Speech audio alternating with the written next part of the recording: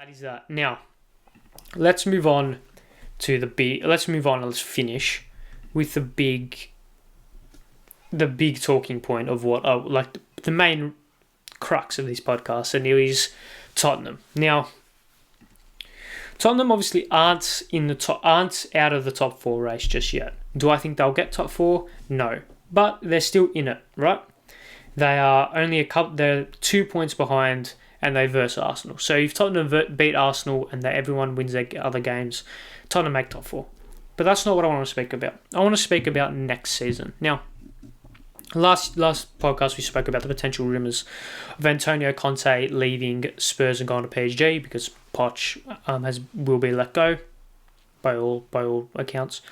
Now, I wanted to explore the way that Spurs could be back. Now, this is all under the assumption that Antonio Conte stays, because Antonio Conte hasn't had a full pre-season and transfer window to really buy the players that he wants and buy the personnel he wants and really set his name into that club. It's been very tumultuous and it's been a very iffy up and go type of thing, right? Up and go, like give and go type thing. It's like this has happened and this has happened and sort this out type of thing, right? So there's been a lot of upheaval going on for Spurs this season. So I wanted to explore the way Antonio Conte can make Spurs into a title challenging team next season. Now, I know that's far-fetched because you've got City, Liverpool who are going to be up there, Chelsea who probably would want to be up there as well. So they're going to have to be the fourth team battling for the league. Now, while it is far-fetched, I've gone with 3 signings that they need to get at least to challenge for the league next season and to be up there in contention. Now, again, this is all under the assumption that Antonio Conte stays. Now, I've identified 3 positions, and if they can identify these 3 positions, which I think are most important, then they will, assuming all the signings go off without a hitch, they will put the foot in the door for challenging for the league. Now, I've gone with the left-sided centre-half, because I don't think Ben Davies is good enough. I've gone with another central midfielder and an attacker. Now, the nature of their system is that their attackers are very fluid, whether it's Kane up front or Son or whoever. It's very fluid. But I've just gone with not a number 9, so not a Harry Kane backup or replacement, attacker. So where Kulusevski, Son, Bergwijn, Lucas Moura, etc., where they play, that type of position. Now, let's start, and it seemed that the average positions little visual did well last week. So let's do some more visuals as I move over to this side. And let's bring up some stats of some players as I potentially regain focus. Let's bring up some stats of some players this season who should be in contention for Spurs and who they should be looking at to sign. Now, let's go to the left-sided centre-half. And I've gone with... Oh, it's not coming up. There we go. I've gone with Lisandro Martinez. Now, Lisandro Martinez obviously plays at Ajax. Now, there's a couple of not issues, but a couple of things that people should know about Lisandro Martinez.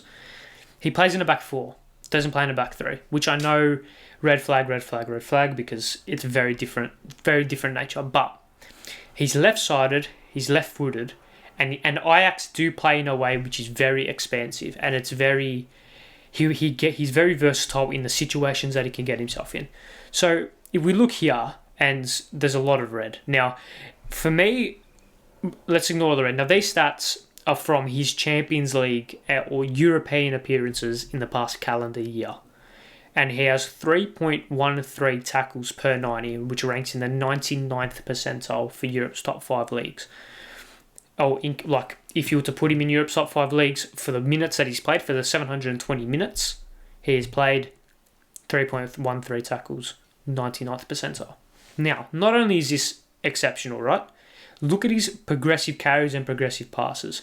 Now, the reason why this is so important, especially for an Antonio Conte left-sided centre-half in a back 3, is because they currently play Ben Davies there. And the reason why Ben Davies is playing there is because he's a left back. So he can get up the pitch, he can make those channel runs, he has the physical ability to get up and down, to play as almost a wing back, right? Or to play as a left back. And Lisandro Martinez has the ability to do that. What he also offers is a bit of height, because he's an actual centre-half, and a better defensive ability than Ben Davies. I do think this is the number one priority for me if I was Spurs, to get that left-sided centre-half in, to lock down at least one part of that defence.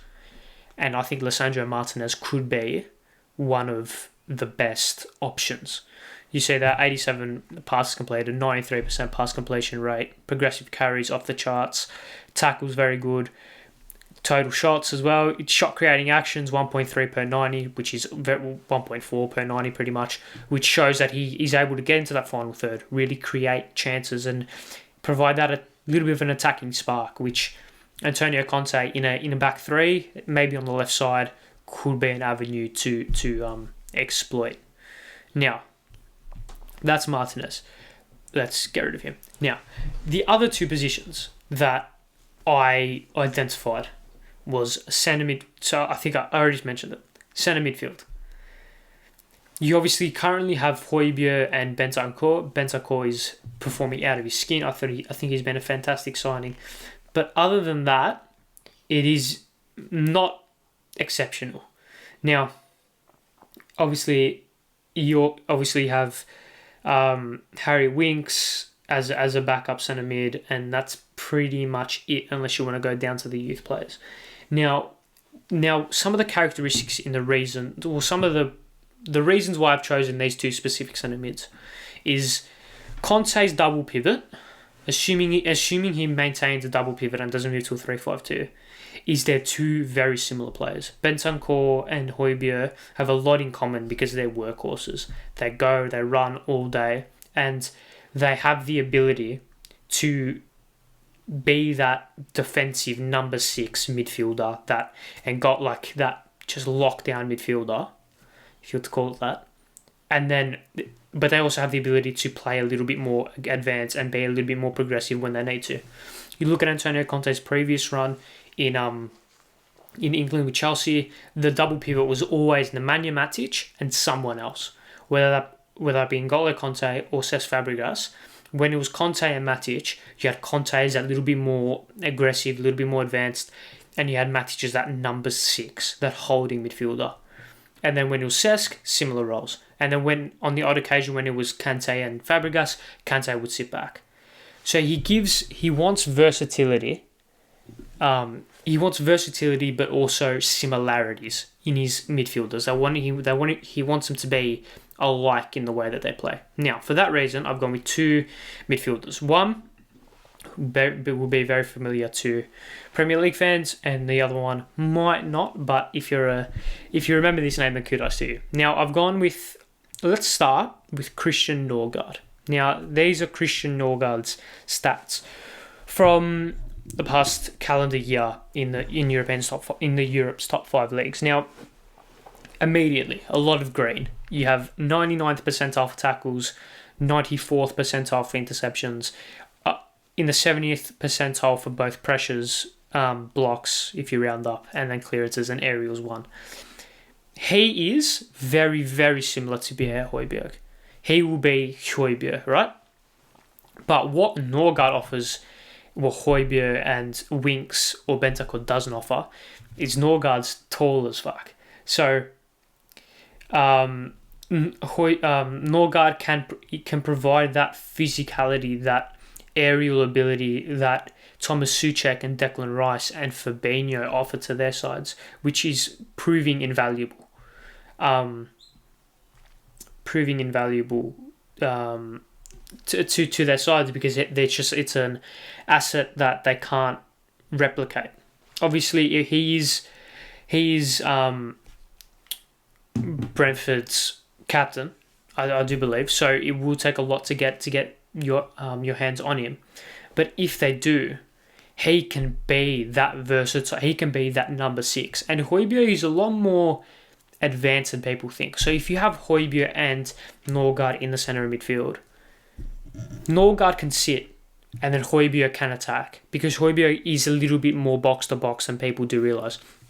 But also, you have 76th percentile for touches in attacking penalty area, so that shows that's probably from corners and from set pieces as well.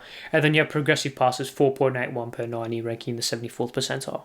So he's not just a destroyer. He can play a little bit as well, but if you put him next to Højbjerg, you have two players very similar but can offer different roles and are versatile enough to play different roles and to play them both very well. Now, obviously, they've got the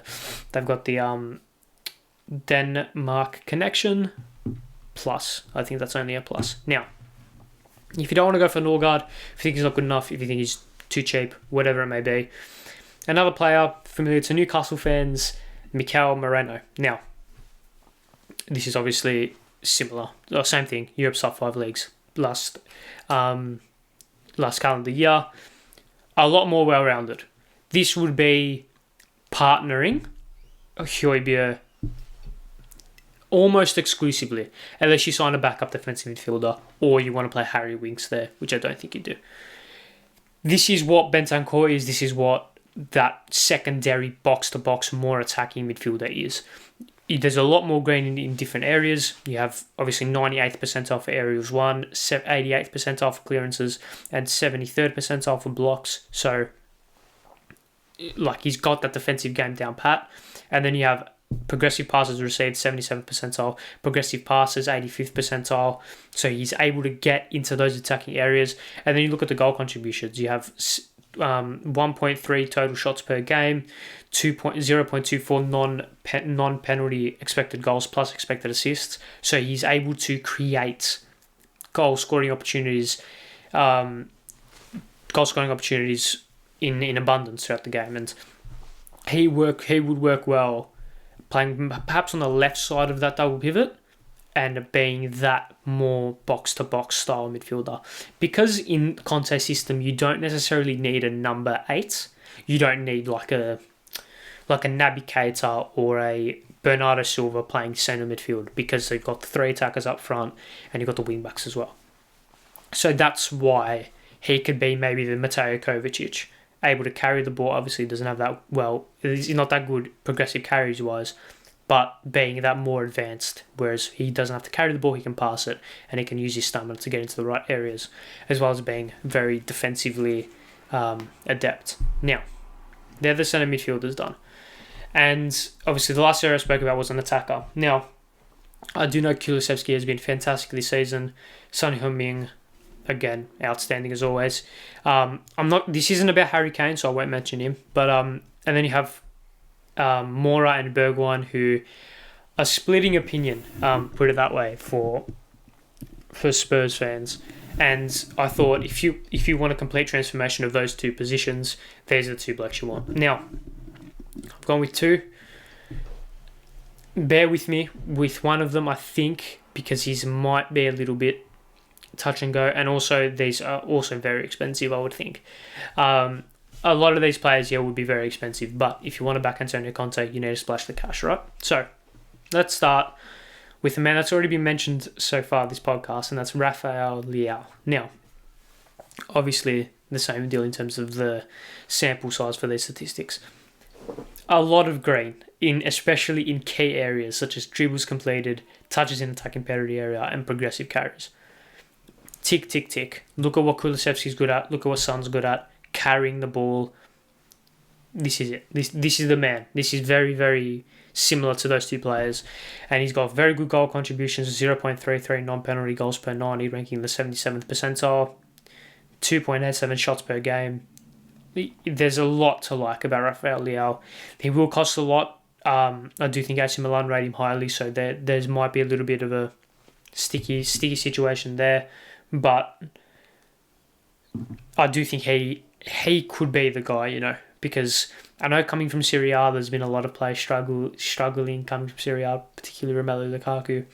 But if he's able to, because you can see he's got a lot of progressive carries, so he's not afraid to bring the ball in from deep and drive at a defence. Now, that is what the Premier League defences are used to, because Premier League teams do sit back a lot. So you look at why Jack Grealish has had was really good last season for Villa. Teams would sit back and he would get the ball from deep and then drive. That's what Rafael Leao is really good at doing. He's very direct, he's very quick, very technically gifted. He's got agility for days as well. Obviously, the 1.3 aerials one per 90 as well is another bonus. So that's one option to play as that wide player. And another option is Samuel Chukwueze. Now, this one is a little bit more unknown. He's a little bit more of an unknown property, but look at the dribbles completed. Look at the maybe not progressive carries, but look at the dribbles completed. Nearly 3.6 dribbles completed per game, 97 percentile, 6.5 touches in the attacking penalty area, 91st percentile, or 91 percentile. Like he's very good. Like, and also something that he has, which that's Rafael Leao's stats. Something that he has, which Leao doesn't, is a creative ability. 0.26 expected assists compared to 0.17 per 90 in the last year. So he's a little bit more creative, can maybe feed Harry Kane a little bit more, and can make defenses sweat, because just if we quickly flash it back up, good in a lot of areas, can create. So, and obviously non-penalty expected goal 0.31 as well is not bad. So there are a couple of potential signings that Spurs could make next season if they want to challenge for the league. And I'm not saying that they will challenge for the league, and I'm not saying that even if they get these signings or address these positions of concern that they will challenge for the league. But if they do, they can challenge for the league, because I rate Antonio Conte so highly, and I just really think that they've got a lot of potential. So yeah, Tottenham can challenge for the league if they sign a centre-back, a centre-mid, and an attacker. And those 5 names are names that should be addressed. And it's almost as if, like, I don't know how to almost, like, if Tottenham address their areas of concern, which in my opinion is a centre-back, a centre-mid, and an attacker, if they address those areas, then they can challenge for the league next season. Whether it be Martinez at centre-back, Leao or Chukwueze in attack, or Moreno and Norgard in centre midfield. Whether it be those guys or other players, they have the ability and they have the know to challenge for the league, because they're the areas that they need to strengthen, and they're the areas that if they do strengthen, can carry them to challenging for the league. It's going to be interesting because there's going to be a lot of competition next season, especially with Chelsea. You'd think would be added into the mix, and maybe even United as well. But Tottenham, with Antonio Conte, anything's possible. So if Tottenham just make sure that they get their signings right and they keep Antonio Conte, they can challenge for the league, no doubt in my mind.